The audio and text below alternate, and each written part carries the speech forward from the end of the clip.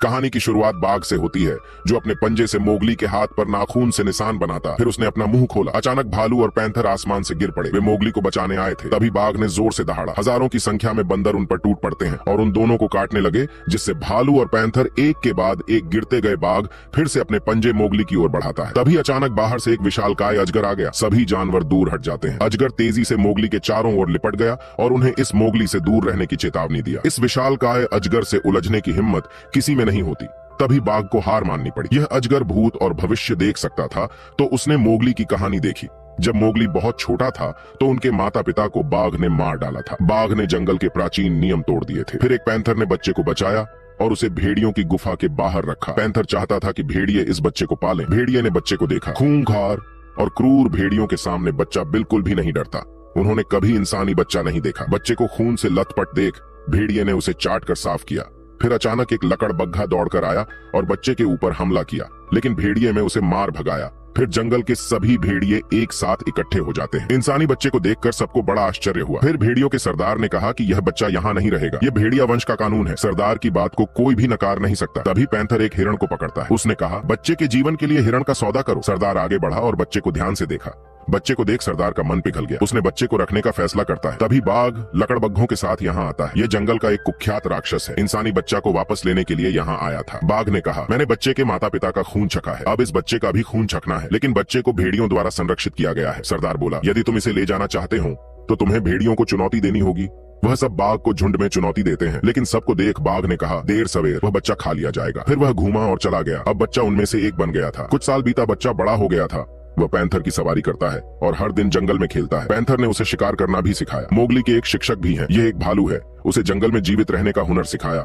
जंगल में हर कोई शिकार बन सकता है। केवल रनिंग टेस्ट पास करके ही आप भेड़ियों के झुंड में शामिल हो सकते हैं। तभी मोगली बंदरों की ओर आकर्षित होता है।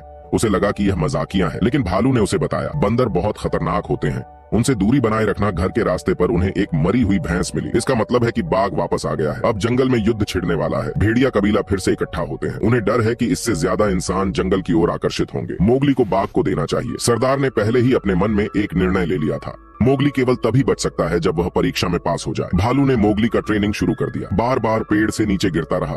तभी मोगली ने हार नहीं मानी। ट्रेनिंग जारी रखी और आखिरकार उसने डाली पकड़ ली। कुछ दिन बाद मोगली पानी में मछली पकड़ रहा था।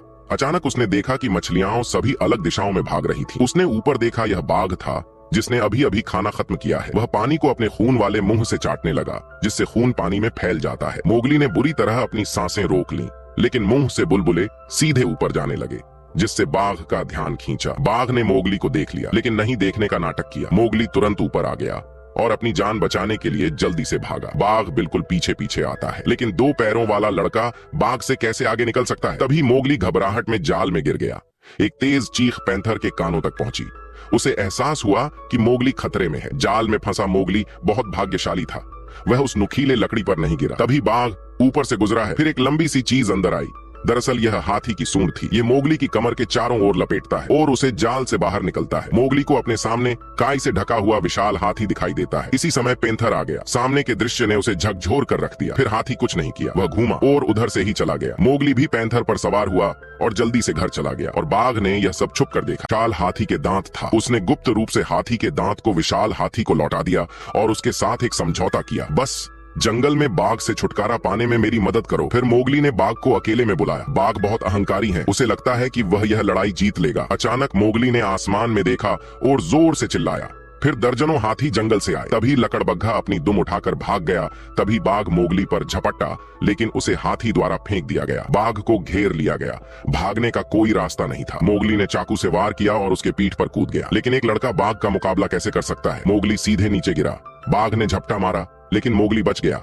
वह तेजी से पेड़ पर चढ़ गया। बाघ बहुत खूंखार था। उसने लगभग उसे पकड़ लिया था।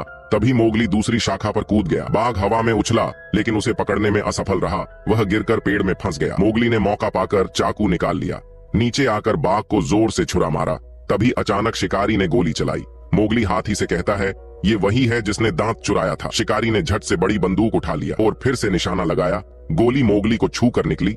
दूसरी गोली चलाने ही वाला था कि एक विशालकाय हाथी ने उसे टक्कर मार दिया। बाघ भी मोगली पर झपटा। सौभाग्य से भेड़ियों के सरदार ने समय पर बचा लिया, लेकिन बाघ अभी मरा नहीं है। इस समय मोगली के सभी दोस्त आ गए। बाघ के पास जंगल में भागने के अलावा कोई विकल्प नहीं था। सरदार की गंभीर चोटों के कारण मृत्यु हो गई। मोगली चाकू उठाता है और जंगल की ओर बढ़ा। उसने बाघ को देखा। बाघ ने अपनी आखिरी ताकत से संघर्ष किया, लेकिन मोगली ने चाकू मारकर हत्या कर दिया।